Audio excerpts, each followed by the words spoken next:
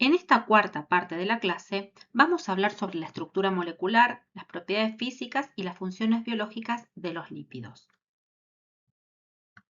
A diferencia de los ácidos nucleicos que vamos a ver al final de la clase de hoy, o las proteínas que suelen formar polímeros lineales muy definidos, los lípidos se destacan por su capacidad de autoensamblarse supramolecularmente. Este fenómeno es el que da origen a las membranas celulares, esa bicapa lipídica que actúa como el límite fundamental entre la vida celular y el medio externo. Los lípidos cumplen dos roles primordiales y transversales. Actúan como componentes estructurales indispensables en las membranas y como reservorios concentrados. Químicamente podemos definir a los lípidos como un grupo sumamente heterogéneo de moléculas que no comparten una unidad estructural. ¿Pero qué es lo que une a estas biomoléculas en una misma categoría? Sus propiedades de solubilidad. Se caracterizan por dos propiedades fundamentales. En primer lugar, son insolubles en agua. Son compuestos fuertemente hidrofóbicos que solo se disuelven en solventes orgánicos no polares como el éter, el cloroformo o el hexano. En segundo lugar, como mencionamos antes, se destaca la ausencia de formación de polímeros. Los lípidos no forman macromoléculas gigantes unidas covalentemente. En su lugar, se asocian mediante fuerzas no covalentes, principalmente por interacciones de Van der Waals. Respecto de la diversidad funcional, los lípidos no solo sirven para almacenar energía o construir membranas biológicas. En el tracto digestivo actúan como emulsificantes para digerir grasas. Funcionan como cofactores enzimáticos, transportadores, señales biológicas mediante hormonas y vitaminas liposolubles e incluso como anclas hidrófobas para fijar proteínas. Para estudiarlos sistemáticamente los podemos clasificar estructuralmente en tres bloques. Como almacenamiento, los lípidos de almacenamiento energético, como los ácidos grasos, los triglicéridos y las ceras, como lípidos de estructura, que son las barreras biológicas compuestas por los glicerofosfolípidos, los esfingolípidos y los esteroles, y como lípidos de señales y cofactores, donde encontramos las hormonas esteroideas, las vitaminas liposolubles A, D, E y K, los eicosanoides y los pigmentos.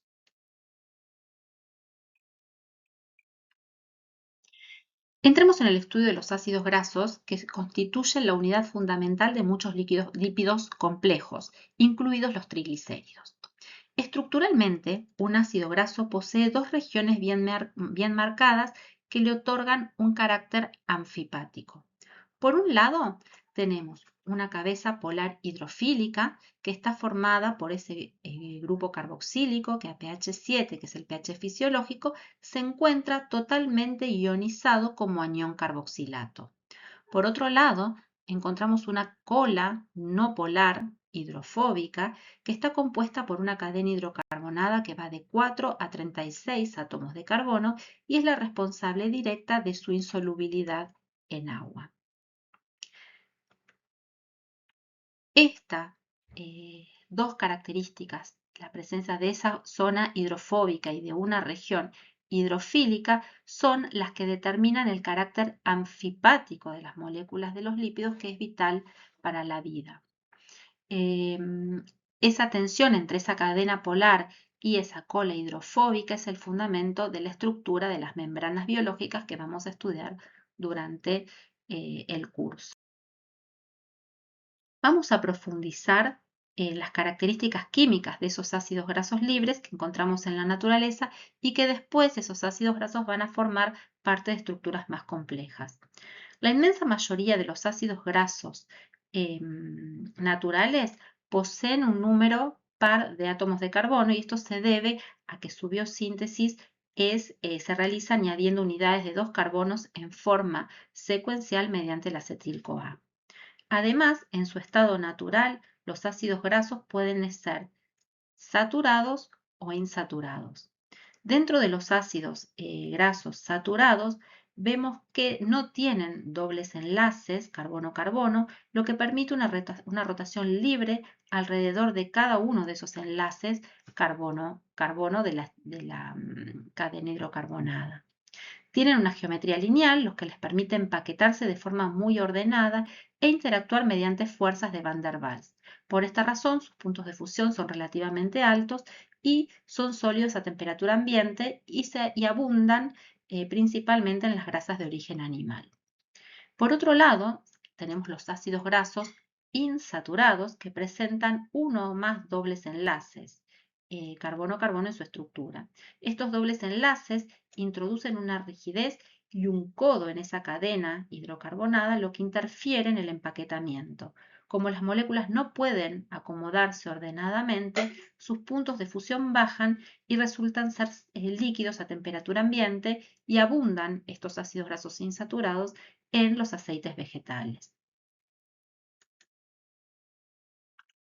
Además, los ácidos grasos insaturados pueden ser monoinsaturados o poliinsaturados, ¿sí? Ya sean monoinsaturados o poliinsaturados, casi exclusivamente los dobles enlaces presentan configuración cis. Pueden tener entre 1 y 6 insaturaciones y estos dobles enlaces se caracterizan por ser no conjugados, ¿sí? Es decir, que cada uno de esos dobles enlaces están separados entre sí por la presencia de un resto metileno, un grupo CH2. Sin embargo, también existen, aunque no abundan, los ácidos grasos trans, que pueden generarse por acción de bacterias en condiciones anaeróbicas, como en el rumen de los bovinos, o durante algunos procesos industriales, por ejemplo, la hidrogenación parcial de aceites de bajo valor económico para transformarlos en productos con un punto de fusión más alto y obtener grasas semisólidas.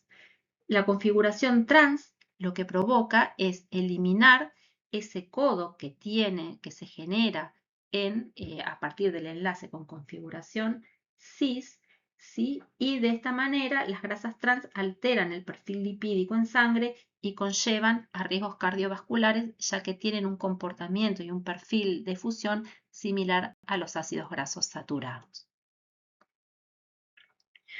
Algunos ácidos grasos son considerados ácidos grasos esenciales, como los omega 3 y los omega 6. Se denominan esenciales porque nuestras enzimas del hígado tienen una limitación bioquímica, ya que no pueden introducir dobles enlaces más allá del carbono 9, ¿sí?, de la estructura hidrocarbonada. Es por ello que debemos incorporarlos obligatoriamente a través de la dieta, ¿sí? Y están presentes habitualmente en frutos secos, en peces de aguas frías en particular, ¿sí? Y cumplen una función que son esenciales para el funcionamiento adecuado de nuestro sistema cardiovascular y nuestro sistema nervioso. A diferencia de los ácidos grasos que presentan un carácter anfipático, los triglicéridos son moléculas completamente apolares. En general no abundan los ácidos grasos libres en las estructuras celulares, sino que están formando estructuras más complejas, como en este caso los triglicéridos. Si analizamos las moléculas por separado, vemos que el glicerol es un alcohol, es un triol, ¿sí? Es un alcohol de 3 átomos de carbono, muy polar debido a la presencia de estos 3 grupos oxidrilos. Y por su parte, cada uno de estos ácidos grasos libres, aunque tienen colas hidrofóbicas, tienen estas cabecitas polares que tienen cierta capacidad para interactuar con el agua mediante interacciones dipolo-dipolo y principalmente por la formación de puentes de hidrógeno. Sin embargo, cuando hacemos reaccionar estos alcoholes con los grupos acilo de estos ácidos grasos, lo que estamos haciendo son reacciones de sustitución nucleofílica en esos acilos, transformando estos grupos alcohol y estos grupos ácidos carboxílicos en uniones ésteres, que son los que caracterizan a esos triglicéridos. Cuando se sintetiza o se obtiene este triacilglicerol, los grupos oxidrilos de ese glicerol que reaccionaron, ¿sí?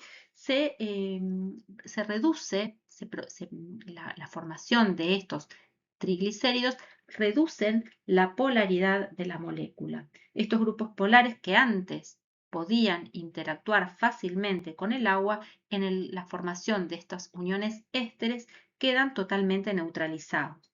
El resultado final es una macromolécula, ¿sí?, puramente no polar, profundamente hidrofóbica y que resulta insoluble en el medio acuoso. Desde este punto de vista, ¿qué consecuencia tiene desde el punto de vista biológico y tecnológico la formación y la reducción de la polaridad a través de la formación de estas uniones ésteres? Al no tener cargas ni polaridad, estos triglicéridos se almacenan en las células adiposas, constituyendo una reserva de energía extremadamente eficiente, rindiendo más del doble de energía por gramo en comparación con los carbohidratos, que es la fuente de energía rápida que tienen los organismos. Miremos entonces a los lípidos desde un punto de vista estructural y por lo tanto vamos a evaluar la membrana plasmática. A diferencia de los triglicéridos, que son neutros y totalmente apolares, los lípidos de membrana necesitan interactuar con entornos acuosos, tanto hacia el exterior de la célula como hacia el interior de esa célula. Por ello, recuperan obligatoriamente su carácter anfipático. La estructura fundamental de la membrana está constituida por una bicapa lipídica formada principalmente por fosfoglicéridos. Sus cabezas polares, que están representadas por esferas, ¿sí?, se orientan hacia las fases acuosas externa e interna, mientras que sus colas apolares, representadas por estas varillas, ¿sí?, se ubican hacia el interior, creando una barrera hidrofóbica impenetrable para la mayoría de los solutos polares o cargados.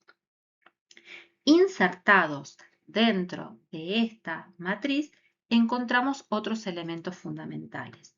Por un lado, los glucolípidos, que se ubican casi exclusivamente en la cara externa de la membrana celular, y sus cadenas de carbohidratos se proyectan como antenas para el reconocimiento celular y son fundamentales en la respuesta inmune o en la determinación de los grupos sanguíneos.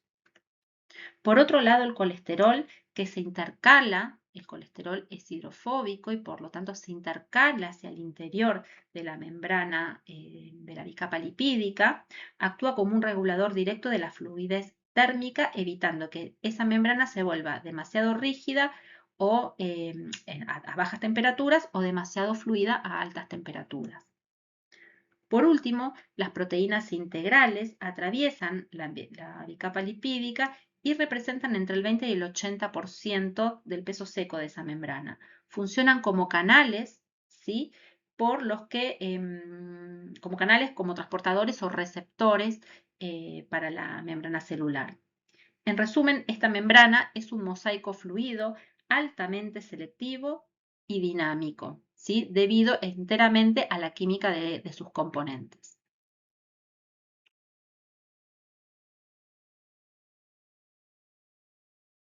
En esta diapositiva vamos a presentar a los lípidos estructurales de membrana, los lípidos que forman parte de la membrana celular, concentrándonos principalmente en la familia de los fosfolípidos.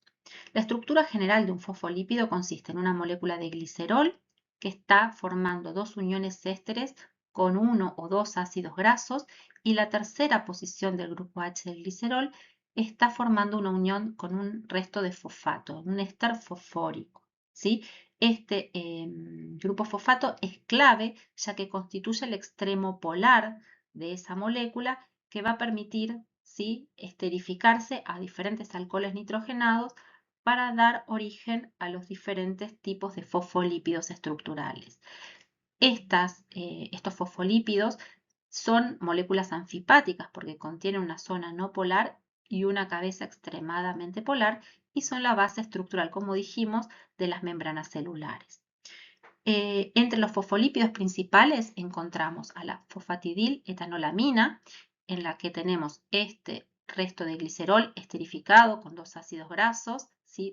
Que pueden ser iguales o diferentes y contribuyen a la parte no polar de la molécula. Y la tercera posición del grupo OH del glicerol formando una unión con un grupo fosfato, ¿sí? Este grupo fosfato puede estar formando una unión éster-fosfato con un grupo como un aminoalcohol como la etanolamina, y en ese caso estamos en presencia de la fosfatidiletoanolamina. Si en lugar de la etanolamina aparece un resto de colina que tiene esta estructura, entonces estamos en presencia de la fosfatidilcolina. En el caso de reemplazar, ¿sí? O de unir un resto de serina, que es uno de los aminoácidos que vimos en las clases anteriores, directamente al resto fosfato, estamos en presencia de la fosfatidilserina. Y por último, cuando el grupo que está unido a ese resto fosfato es un inositol, y en este caso un inositol bifosfato, que es un polialcohol, ¿sí? Esta cadena le da estos grupos OH les dan características polares a la molécula, ¿sí? Y estos pequeños cambios en esa cadena polar alteran la carga superficial de la membrana y sus interacciones con las proteínas. Y esto influye notablemente en las características de la membrana celular. Por último, tenemos a otros lípidos que forman parte de la membrana, que son los esfingolípidos y los esteroles, ¿sí? A diferencia de los fosfoglicéridos, los esfingolípidos no contienen una estructura de glicerol, ¿sí? Como esqueleto, sino que tienen un resto de esfingosina, que es un aminoalcohol de cadena larga. Tenemos un grupo amino y un grupo alcohol y una cadena hidrocarbonada larga. Cuando la esfingosina se une a un ácido graso y a un grupo fosfato con colina, obtenemos la esfingomielina, ¿sí? Este lípido es abundante en el tejido nervioso y forma la vaina de mielina que aísla a los axones neuronales. Por otro lado, la esfingosina, unida a un ácido graso, se une directamente a azúcares, ¿sí? Que pueden ser monosacarios u oligosacarios en lugar de un grupo fosfato, y en ese caso estamos en presencia de un glucolípido. Estas moléculas son súper importantes en la superficie celular para el reconocimiento de tejidos y el anclaje de toxinas o de patógenos. Finalmente tenemos la estructura del colesterol, de los esteroles, que ya vimos cómo se insertan en la membrana celular. El colesterol es un esterol predominante en membranas animales. Su estructura es completamente distinta a la de los lípidos lineales que vinimos viendo hasta ahora, ya que consta de un sistema rígido y plano de 4 anillos, ¿sí? Fusionados, que se denomina a este sistema ciclopentano perhidrofenantreno. Y una pequeña cola, ¿sí? Hidrocarbonada, que está unido al ciclopentano, y su único grupo polar, si miramos bien la estructura, es este resto oxidrilo en un extremo de la molécula. Ese grupo oxidrilo se orienta hacia la superficie acuosa de la membrana, mientras que estos anillos rígidos, que son hidrofóbicos, se intercalan entre las colas de los ácidos grasos dentro de la membrana lipídica. Esta disposición le permite, como dijimos, modular la fluidez y el empaquetamiento de membrana.